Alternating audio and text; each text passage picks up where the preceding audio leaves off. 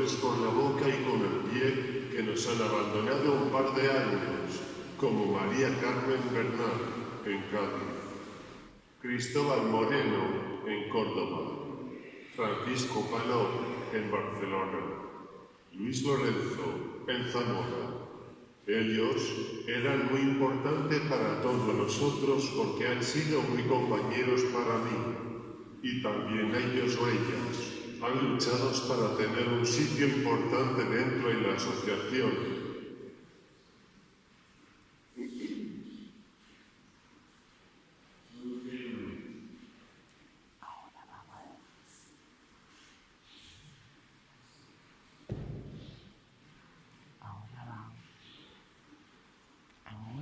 En primer lugar, quiero dedicar esta ponencia a un recordatorio a los compañeros de la Asociación Pintores con la boca y con el pie que nos han abandonado un par de años, como María Carmen Bernal, en Cádiz, Cristóbal Moreno, en Córdoba, Francisco Palop, en Barcelona,